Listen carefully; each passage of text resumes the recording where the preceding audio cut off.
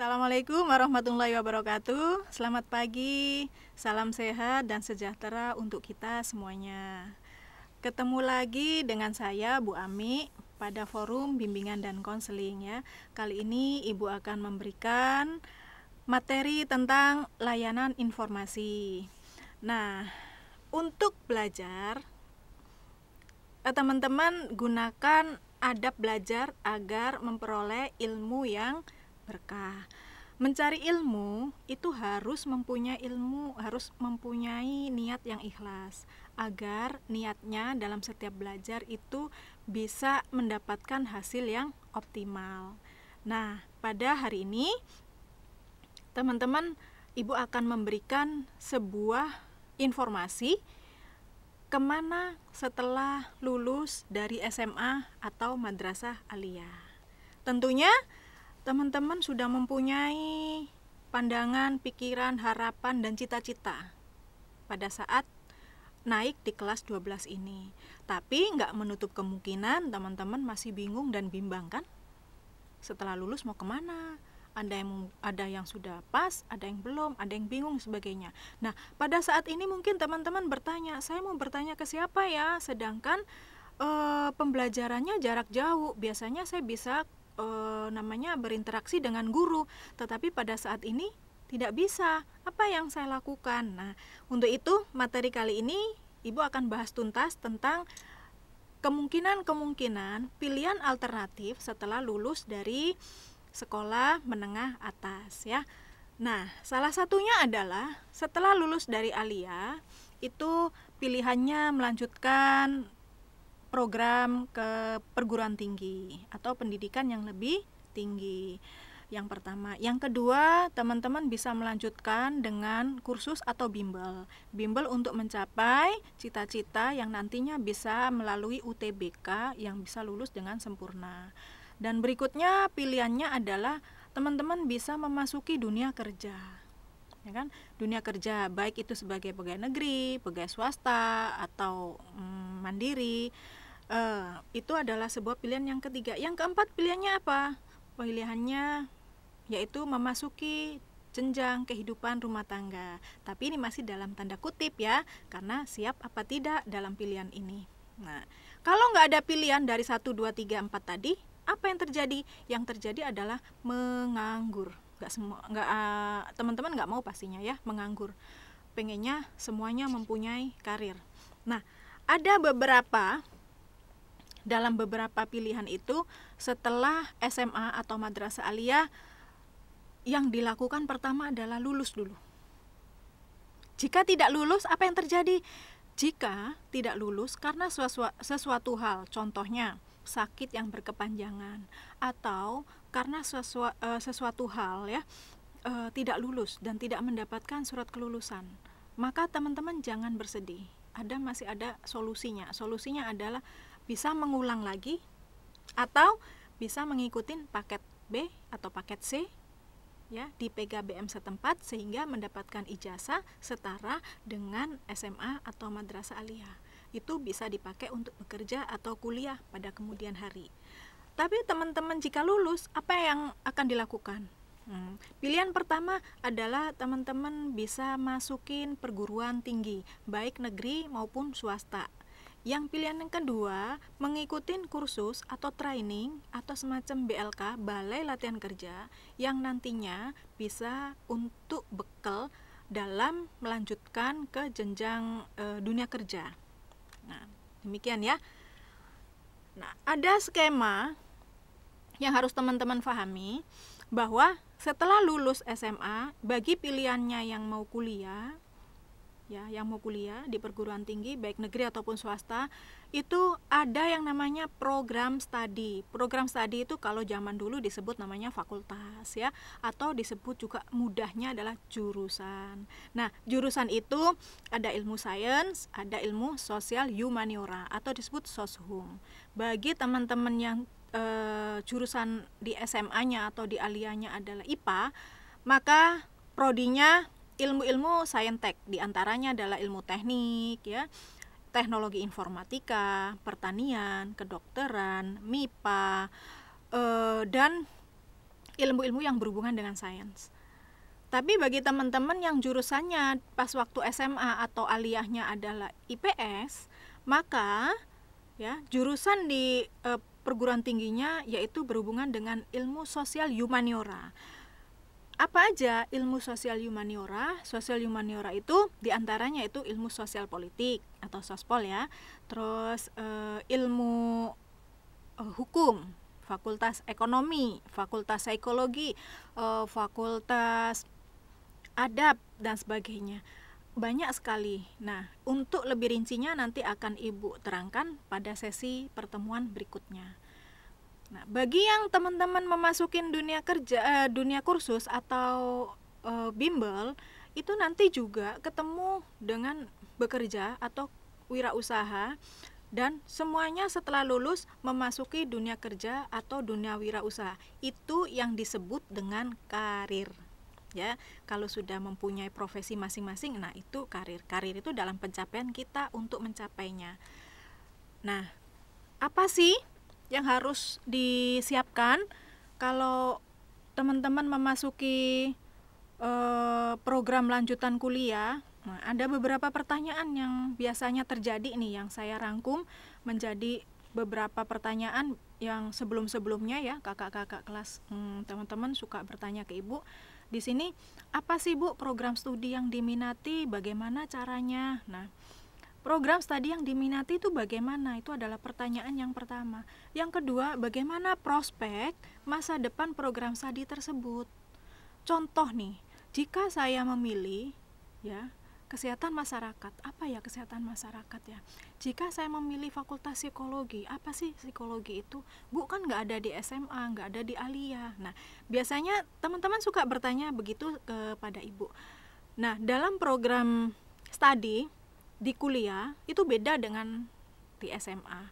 Kalau di kuliah, di perguruan tinggi, itu program studi diajarkan yang pertama itu ada MKDU, mata kuliah dasar umum, semua dari fakultas apa saja itu dapat. Nanti baru semester kedua, ketiga spesifik kepada bidang masing-masing. Bu, kan saya nggak diajarkan, nanti bisa nggak? Bisa. Semua pasti bisa, asal dipelajarin dengan sungguh-sungguh. Terus di mana ya Bu universitas yang pengen saya dambakan atau pengen saya iniin dan sebagainya. Terus bagaimana langkah sukses menuju perguruan tinggi? Nah, itu pertanyaan teman-teman yang pengen masuk ke perguruan tinggi. Ada beberapa pertanyaan bagi teman-teman yang mengikuti bimbel, kursus atau training. Di antaranya yaitu program apa yang bisa saya pilih dalam bimbel atau kursus tersebut, ya. Terus bagaimana prospek masa depannya? Di mana lembaga training yang profesional yang bisa saya ikutin? Terus bagaimana kiat-kiat sukses dalam mengikuti bimbel, kursus atau training tersebut? Nah, itu pertanyaan-pertanyaan. Nanti kita akan ulas satu persatu. Nah, begitupun juga teman-teman yang memasuki dunia kerja. Pertanyaannya nggak kalah banyak juga, ya. Teman-teman pasti mempertanyakan gini, di mana ya Bu sumber informasi kerja? Kalau saya lulus dari aliyah, lulus dari SMA, pengen bekerja, itu bagaimana mendapatkan sumber informasi tersebut? Nah, terus bagaimana cara mendapatkan informasi kerja? Ya kan? Apa yang harus dipersiapkan untuk memasuki dunia kerja? Nah, apa kiat sukses masuk dunia kerja, dan bagaimana Bu supaya kita berkarir di dunia kerja dan kita tetap konsisten aja, tidak dipecat? Nah, biasanya pertanyaannya adalah seperti itu. Nanti pada sesi berikutnya kita akan ulas dan kita bahas. Oke? Lanjut ya. Sekarang saya akan terangkan satu persatu dulu, yaitu panduan masuk di perguruan tinggi. Nah, pertama, mengapa sih setelah aliyah, setelah SMA, kita harus melanjutkan ke jenjang perguruan tinggi? Kenapa? Pertama, alasannya adalah agar memiliki wawasan yang lebih luas, sehingga dapat membentuk pola pikir atau mindset dalam diri kita untuk lebih baik. Ya, itu. Agar memiliki wawasan yang lebih luas. Kenapa kita harus kuliah? Yang kedua, agar memiliki sikap mental yang baik. Karena dibekali dengan hard skill dan soft skill pada kuliah tersebut. Di tempat juga nanti ada KKN, terus ada beberapa nanti lebih rinci kita akan bertemu pada saat Zoom ya. Nah, Ibu akan terangkan garis besarnya saja. Yang ketiga, kenapa sih memilih kuliah? Yaitu untuk memudahkan dalam bekerja atau dalam membuka usaha yang lebih baik dan berkarir lebih cepat gitu. Dalam hal yang ketiga ini, bedanya apa Bu dengan anak yang siswa yang lulus SMA dan langsung bekerja? Nah, bedanya adalah pada tingkatan bekerja. Nanti pada usia yang sama setelah 40 tahun sama kok semuanya akan mencapai sukses. Tapi pada prosesnya ini mereka yang kuliah nanti setelah lulus mendapatkan gelar dan spesifikasi keahlian, pas waktu melamar pekerjaan itu sudah menepati kedudukan yang sudah dipersiapkan di perusahaan. Tapi bagi yang lulus dari SMA terus langsung bekerja, nah ini dia meniti karir di dunia kerja.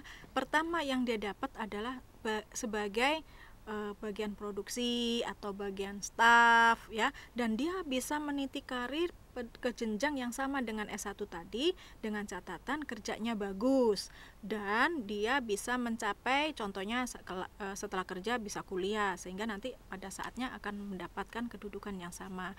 Meskipun pada dasarnya rezeki itu adalah kehendak Allah ya, tapi kita sebagai manusia wajib berusaha. Yang kelima, panduan untuk masuk perguruan tinggi. Kenapa kita harus kuliah? Yaitu untuk mencapai kepuasan yang tidak dapat diukur oleh materi. Karena telah melakukan proses dalam perkuliahan tersebut, prosesnya panjang, ditempa. Yang berikutnya adalah untuk memperoleh kecukupan materi, baik dengan cara bekerja maupun wirausaha. Nah, salah satu tujuan masuk ke perguruan tinggi seperti itu. Contohnya ada yang pengen menembus, Bu, saya pengen kuliah di STAN. Kenapa? Nanti kalau udah lulus saya mau jadi langsung pegawai negeri, Bu, di bagian perpajakan. Nah, itu kan salah satu alasan.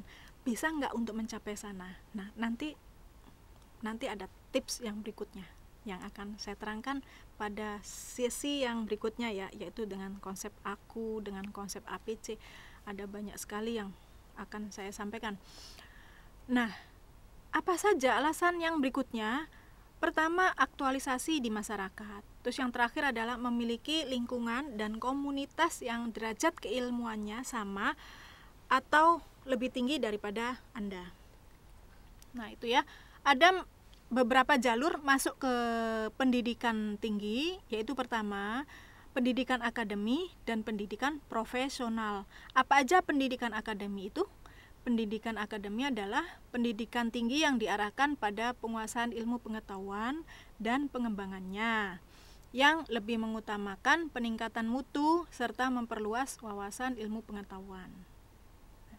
Kalau pendidikan profesional, itu adalah pendidikan tinggi yang diarahkan pada kesiapan keahlian tertentu serta menggunakan aplikasi ilmu dan teknologi. Nah, di sini banyak program vokasi ya.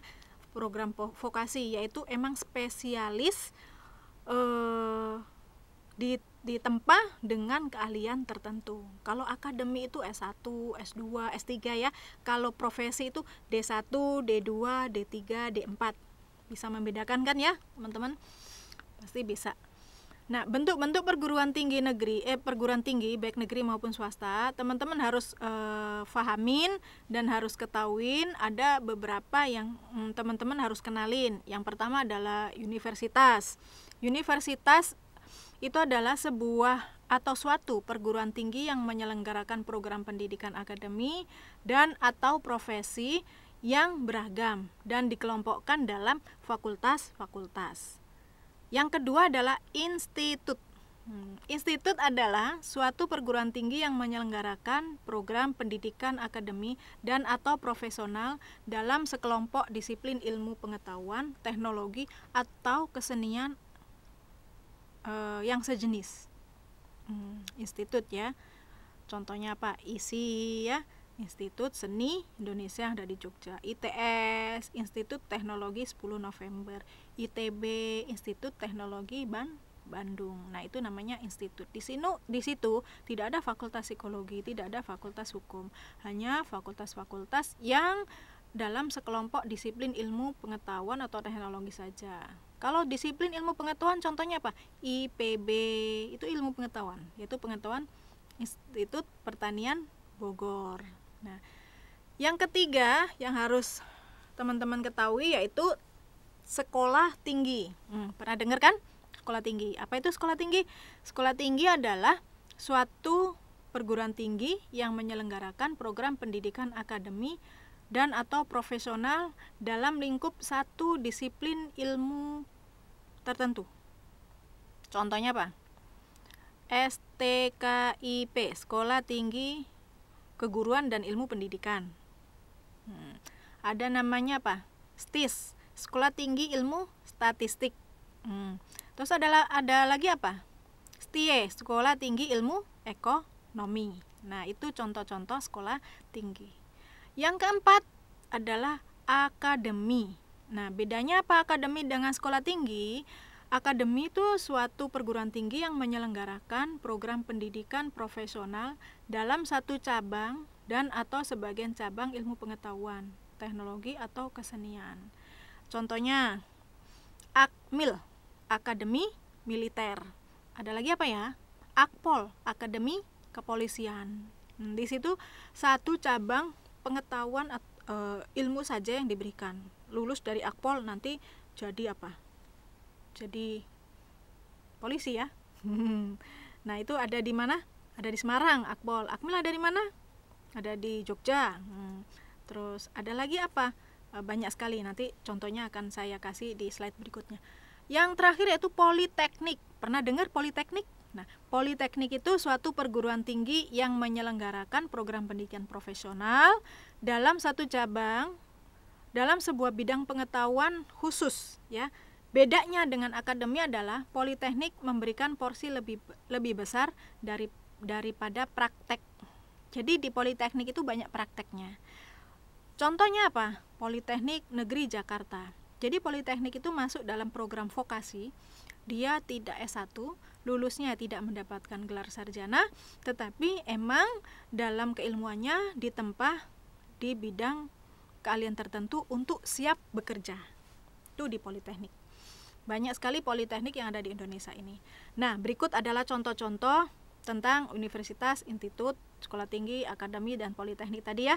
Kalau universitas tentunya teman-teman sudah tahu ya, banyak sekali ya. Ada UGM, ada UI, ada Unpad, ada Undip, ada Unila, ada UB, dan sebagainya yang ada di Indonesia ini. Itu yang negeri. Yang swasta banyak sekali. Ada Universitas Esa Unggul, ya kan? Ada Universitas Gunadarma, ada Universitas UHAMKA dan sebagainya. Itu banyak sekali di Indonesia ini. Tinggal pilih, nanti ada tipsnya bagaimana cara memilih perguruan tinggi yang bagus. Yang berikutnya contoh institut, contoh IPTB, IPB, ITS. Nah, tadi banyak ya. Sekolah tinggi, contohnya sekolah tinggi STPDN, STIS, STP dan sebagainya. Akademi, contohnya AAU, Akademi Angkatan Udara, Akademi Angkatan Laut, Akpol dan sebagainya. Politeknik UI, Politeknik Unpad, Politeknik UNJ dan sebagainya. Teman-teman bisa mencari ini semuanya, bisa browsing di Google. Jadi saya di sini Ibu hanya memberikan gambaran saja, dan selebihnya silahkan diubek-ubek nama IG-nya di websitenya. Itu banyak sekali informasi-informasi yang sudah bertebaran, yang sudah bisa teman-teman lihat ya. Sudah mempunyai gambaran kan sekarang antara perbedaan universitas, akademi, institut, dan sekolah tinggi. Oke ya, lanjut di gelar. Gelar akademi, gelar di universitas itu biasanya sarjana. Nah, gelar akademik, gelar profesional, gelar profesi. Nah, ini teman-teman juga harus ketahui bahwa setiap lulus dari sarjana itu akan mendapatkan gelar sarjana. Contohnya kuliah di Fakultas Psikologi, gelarnya adalah SPSI, sarjana psikologi. Tapi sarjana psikologi tidak bisa membuka praktek layanan konsultasi, apalagi biro konsultasi, melakukan layanan psikotes dan sebagainya. Kenapa? Karena tidak mempunyai izin profesi. Jadi bagaimana supaya mendapatkan gelar profesi? Jadi seorang sarjana psikologi atau sarjana hukum tidak bisa membuka praktek lawyer ya, atau praktek bantuan hukum, nggak bisa. Harus mengikuti sekolah profesi lagi yang diselenggarakan oleh kampus dan bisa ditempuh dalam jangka waktu 1 tahun. Kalau sudah lulus maka gelar profesi akan ada. Di situ gelarnya contohnya psikolog menjadi hilang S-nya jadi psi psikolog. Nah, di situ akan mendapatkan surat rekomendasi izin praktek yang di bawah naungan HIMSI, Himpunan Psikologi Indonesia, atau kalau kedokteran di bawah naungan IDI, Ikatan Dokter Indonesia. Atau kalau hukum apa? Kalau hukum itu di bawah naungan nanti saya akan terangkan untuk masalah profesi. Berikutnya adalah program studi dan tujuan prospek masa depan. Ada hal penting yang perlu teman-teman ketahui. Yang pertama, dalam melanjutkan kuliah itu yang pertimbangan mendasar yaitu perhatikan prodinya. Ada 4F nih di sini tipsnya. Fokus primer, fokus bakat, fokus penjurusan atau prodi, dan fokus kemampuan. Fokus primer itu adalah wajibnya, intinya tujuan kamu kuliah itu apa, pengennya apa, itu adalah fokus primer. Yang kedua fokus bakat. Bu, saya nggak tahu bakat saya apa. Nah, kalau bingung untuk mendapatkan bakat itu teman-teman bisa melihat kakek, nenek, buyut, paman dan sebagainya. Kira-kira lingkungan saya apa ya? Oh, ternyata nggak ada yang jadi apa-apa. Nah, tapi sebenarnya ada bakat terpendam. Karena apa? Situasi dan kondisi menginginkan bahwa bapak dan ibu cuman biasa-biasa saja. Nah, jangan berkecil hati. Di situ ada bakat terpendam, digali itu bisa. Nah, dengan cara satu, mengikuti psikotes, minat bakatnya ketahuan. Kalau nggak bisa ngikutin psikotes, teman-teman bisa melihat nilai rapotnya dari semester 1 sampai semester 5 itu kira-kira yang paling menonjol apa ya, yang paling saya sukain apa ya. Nah, itu sebagai acuan pokok untuk memilih prodi, ya kan? Terus fokus kemampuan. Jika saya mempunyai harapan, jika saya mempunyai kemampuan, tapi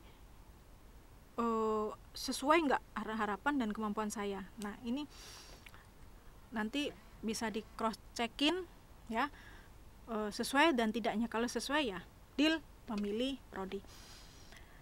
Berikutnya tips dalam memilih program studi dan jurusan, yaitu pertama dalam akademik ya, pemahaman tentang program studi, pemahaman tentang ilmu akademik dan non akademik. Nah, informasi yang harus teman-teman ketahuin yaitu faktor variabel pendukung ya, selain minat bakat, yaitu informasi yang ada itu udah fix apa belum. Yang kedua, tentang lokasi yang akan dipilih. Contohnya, saya mau kuliah di Brawijaya. Pernah siswa ibu ya memilih asal. Jadi memilih pas waktu SNPTN memilih kampus Halu Oleo yang ada di Sulawesi. Setelah diterima nggak diambil. Akibatnya apa? Akibatnya sekolah kita mendapatkan rating diturunkan jauh ke bawah. Jadi sekarangnya bukan di blacklist sekarang sistemnya, tapi turun rating. Yang tadinya bisa di tengah-tengah bisa jatuh paling bawah. Kenapa? Nah, itu sangat merugikan adik kelasnya dan alumni-alumni yang sebelum adik kelas kamu yang belum memasuki atau duduk di kelas 12. Jadi kalau memilih itu usahakan lokasinya terjangkau. Ada juga contoh kasus yang kedua, dulu ada siswa kita memilih lokasinya di Malang, milih UB Brawijaya, dan alhamdulillahnya keterima. Setelah itu bingung, aduh gimana ya, saya tidak pernah keluar dari Tangerang, ke kota Tangerang aja nggak pernah, bagaimana Bu ini? Nah, ini contoh kasus tadi kasus. Akhirnya di sini, oh iya, kamu sudah besar, kamu punya banyak teman, kamu punya handphone, kamu punya map. Usahakan handphone kamu pasang mapnya, jadi ke dimanapun kamu berada kamu ketahuan kalau hilang gitu kan. Saya kasih gambar, Terus cari informasi, di sana ada siapa ya? Ada saudara? Oh nggak ada. Ada teman? Oh iya ada teman kamu yang sudah mendahului. Coba kita cari infonya, chat. Nanti untuk mencari kos-kosan. Bu, tapi bapak saya nggak tega melepas saya. Udah, saya nanti adakan konsultasi bagaimana kamu dan keluarga kamu bisa mengambil UB dan diterima harus diambil. Semangat, bismillah, jadi. Akhirnya sekarang anaknya jadi mandiri. Tapi ini pertimbangan buat teman-teman yang sudah atau yang belum ya, yang belum, pertimbangkan tempat yang lokasi tempat kamu nanti melanjutkan ke perguruan tinggi. Usahakan komunikasi yang bagus dengan orang tua, izinnya dan sebagainya. Jangan curi-curi, kalau curi-curi nanti orang tuanya kaget dan akan bertanya dan nanti tidak akan merestui, nanti rugi sendiri kan. Nah, terus biaya juga harus dikomunikasikan. Cari tahu sedetail-detailnya kampus yang akan kamu tuju.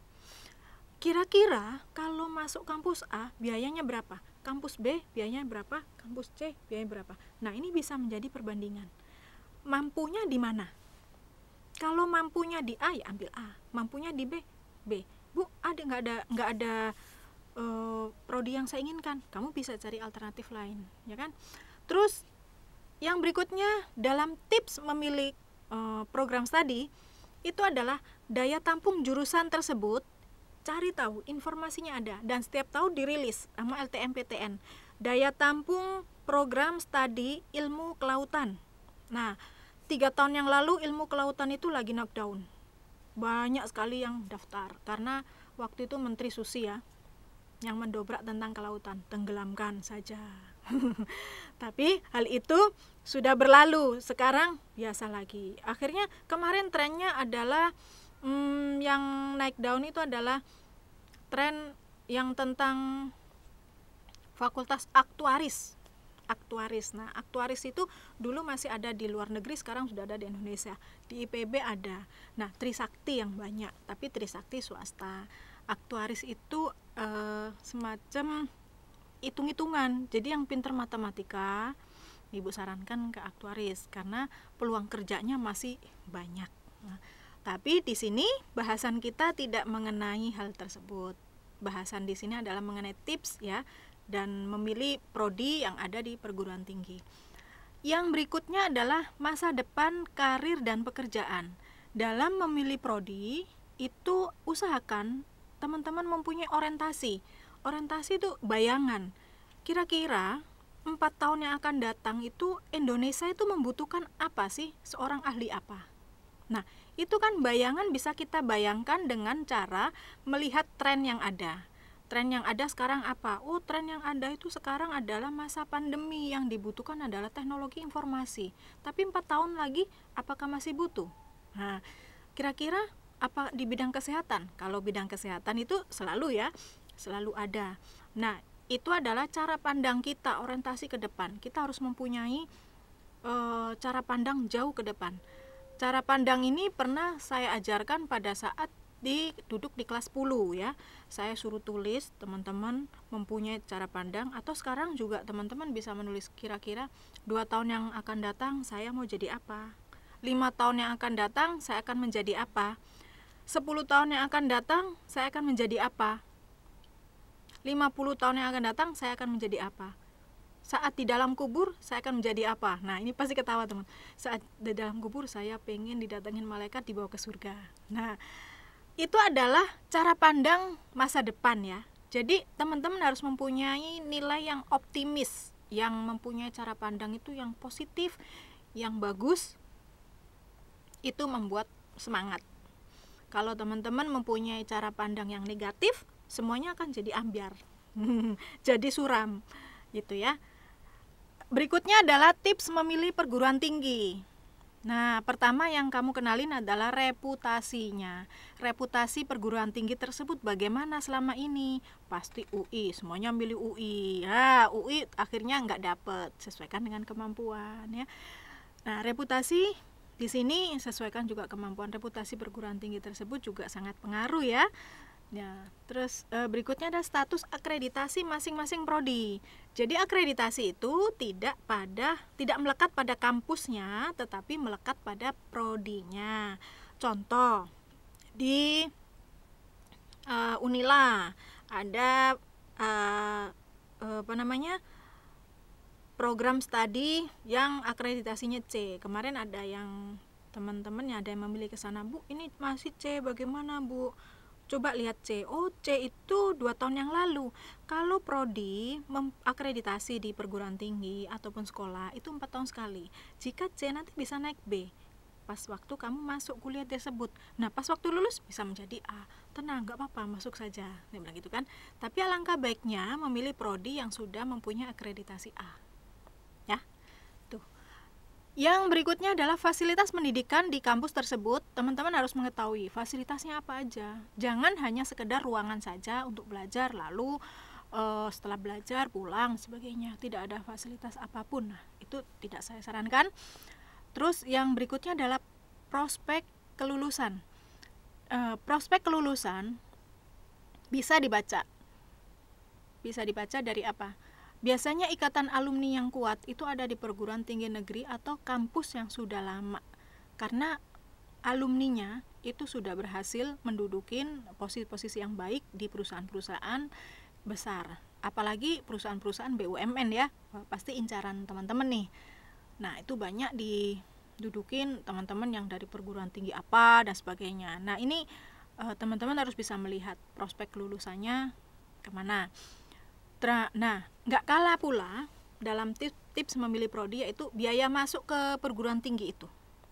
Biaya masuk perguruan tinggi melalui jalur SN itu akan lebih murah.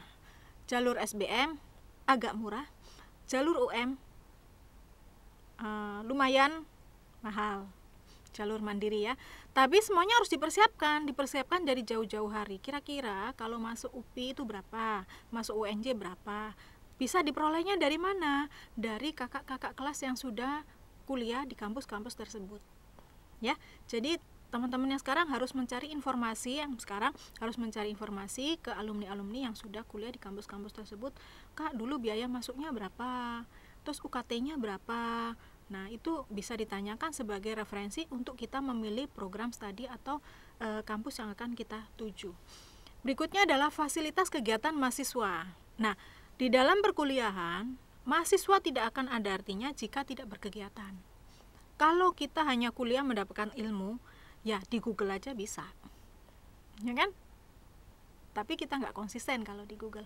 Tapi kalau di perguruan tinggi, di kampus, nah kita akan punya komunitas yang sama dalam mencari atau memperdalam keilmuan.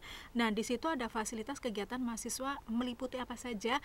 Kalau bisa, saya sarankan ikutin kegiatan kemahasiswaan. Karena itu nanti ada dalam bentuk portofolio, kamu mempunyai keahlian dan itu bisa disertakan pada saat lulus, bisa sebagai bekal mencari atau melamar pekerjaan.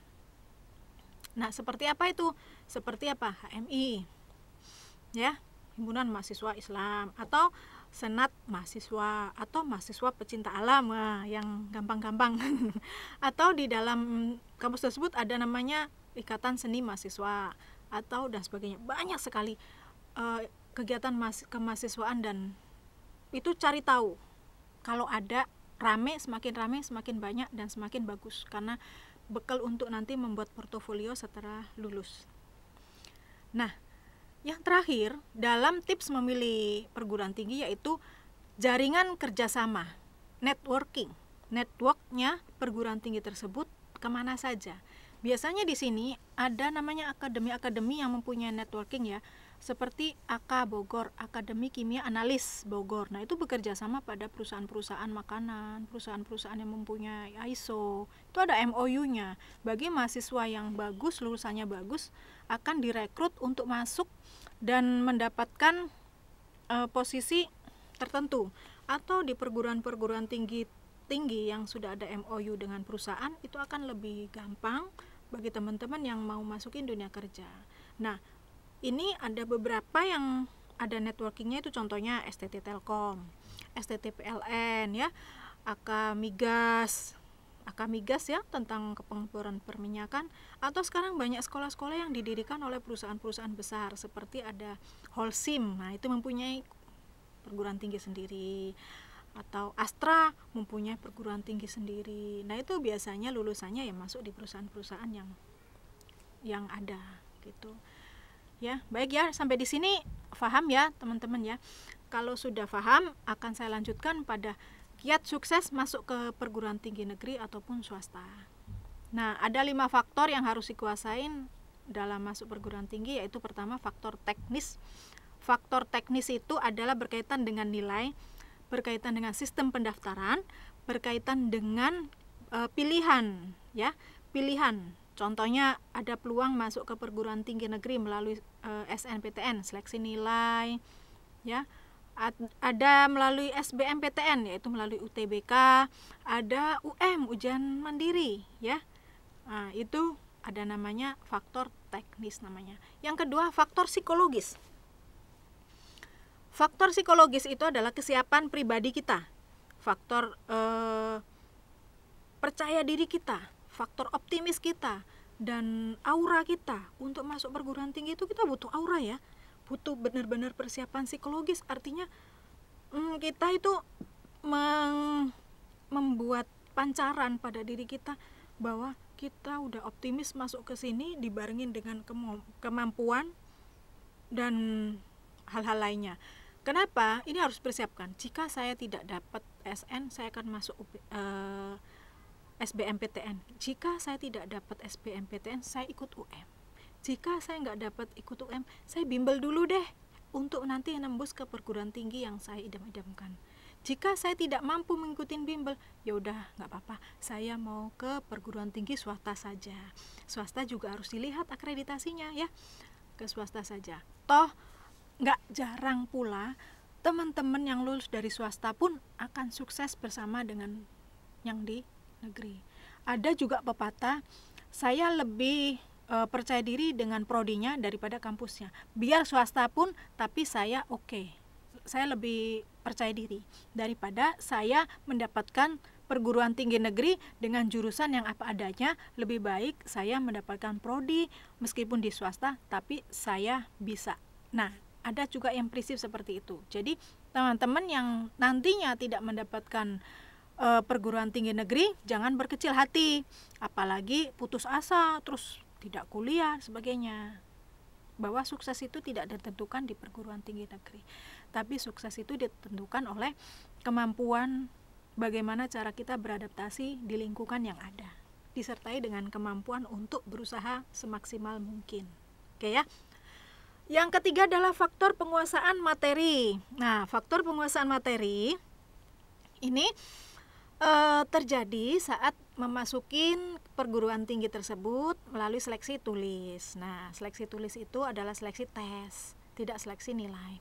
Seleksi tersebut dibutuhkan banget penguasaan materi. Maka dari itu, yang sekarang udah siap-siap mau melanjutkan ke perguruan tinggi harus mempunyai persiapan materi yang sudah lumayan oke ya. Dimulai dari sekarang, bukan nanti, bukan dadakan, karena proses itu tidak akan membohongin hasil. Proses itu nanti akan membentuk ya. Kalau the power ujuk-ujuk untuk hal ini tidak ya. Tidak. Jadi jangan lakukan the power ujuk-ujuk atau ujuk-ujuk bisa enggak. Bukan sulap, bukan sihir itu namanya. Yang keempat adalah faktor strategi pengerjaan soal. Nah, ini berlaku bagi teman-teman yang mengikuti proses seleksi melalui UTBK ya atau UM. Nah, strategi, karena kita harus mempunyai strategi.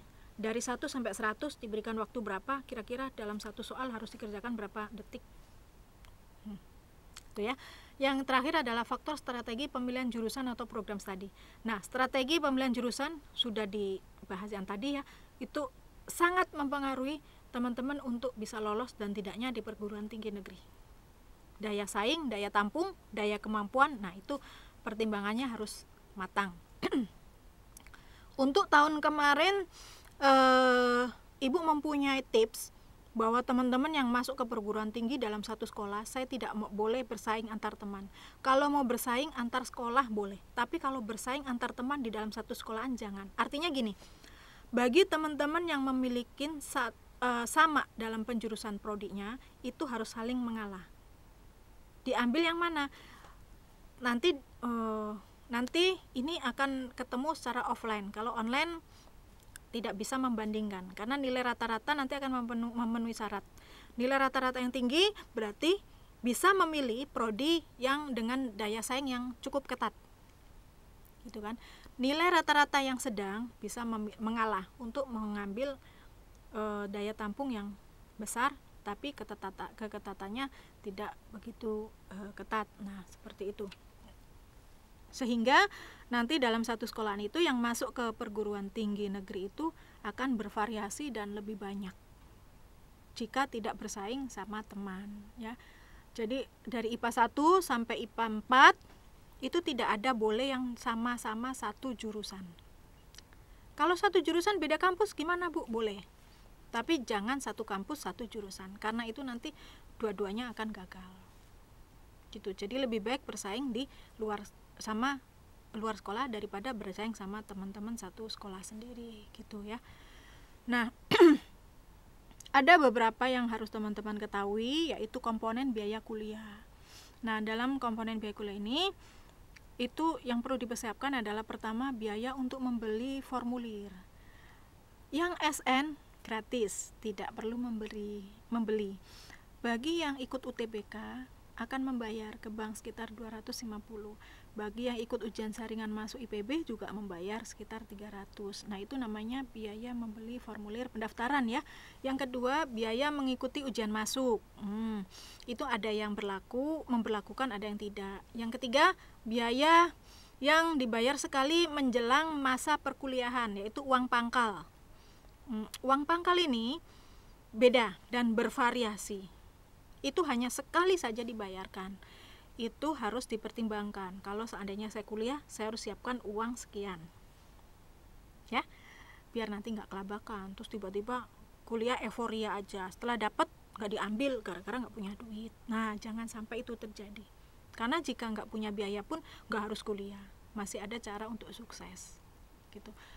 Yang keempat yaitu biaya yang harus dibayar per semester. Nah, ini disebut UKT, ya, uang kuliah tahunan. Uang kuliah tahunan ini ditentukan dari grade, golongan, kemampuan orang tua. Nah, bisanya menentukan siapa? Yang menentukan adalah kampus tersebut dengan cara kita mengirim portofolio, ya. Kita wawancara orang tua, ditentukan. Berarti UKT-nya nanti antara berapa? Antara 1 juta sampai dengan 7 juta. Ada juga yang lebih, ada. Nah, itu subsidi silang. Bagi yang mau banding, bisa. Contohnya pas waktu pada saat daftar, orang tuanya bekerja di perusahaan, masih punya gaji. Setelah COVID, orang tuanya dapat PHK dan dia diterima di perguruan tinggi. Maka adalah proses banding. Akhirnya mendapatkan biaya kuliah gratis, bisa saja, ya. Atau mendapatkan keringanan biaya, bisa saja. Nah, uang kuliah tahunan ini masing-masing kampus mempunyai standar yang berbeda, gitu ya. Nah, yang kelima yang perlu teman-teman ketahui adalah biaya perlengkapan kuliah. Kalau kuliah itu ada perlengkapan, ya. Kalau SMA kemarin perlengkapannya membeli LKS atau membeli buku atau alat tulis, seragam. Nah, kalau kuliah perlengkapannya apa, ya? Banyak sekali perlengkapannya. Di antaranya adalah uang praktek, terus uang modul dan sebagainya, praktikum sebagainya. Pokoknya nanti setiap kampus, setiap prodi itu berbeda dan itu dipersiapkan. Yang keenam adalah biaya yang bersifat insidentil. Sewaktu-waktu saat masuk kampus ada namanya ospek nih, orientasi studi. Ada yang namanya biaya untuk KKN dan sebagainya. Nah, ini adalah biaya bersifat insidentil, itu harus dipersiapkan juga. Yang ketujuh, biaya bulanan untuk indekos dan pembelajaran bulanan. Indekos itu butuh apa? Butuh biaya hidup, ya. Kosnya per bulannya berapa? Nah, cari yang termurah atau bisa bersama-sama dengan teman-teman. Satu rumah rame-rame bisa masak. Nah, itu dirinci per bulan kira-kira habis berapa. Terus biaya hidup sehari-hari termasuk transport, makan, jajan, atau biaya pulsa, ya. Nah, itu juga dalam catatan.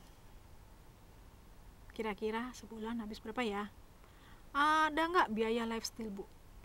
Kalau biaya lifestyle jangan dianggarkan. Kalau kita mau sekolah, yang benar dulu, baru nanti kerja boleh gaya. Oke? Setuju ya? Setuju.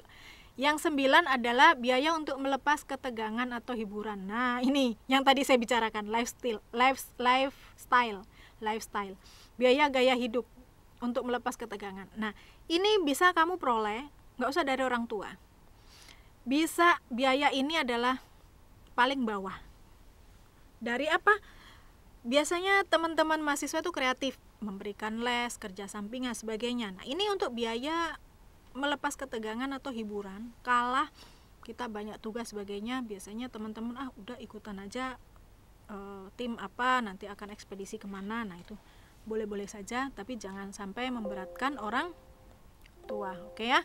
Nah, berikut ini saya sudah memberikan gambaran tentang kuliah. Untuk hari ini, untuk kali ini pertemuan adalah cukup di sini saja. Lanjut berikutnya adalah tentang tips dan trik memasuki dunia kerja ya, untuk pertemuan berikutnya.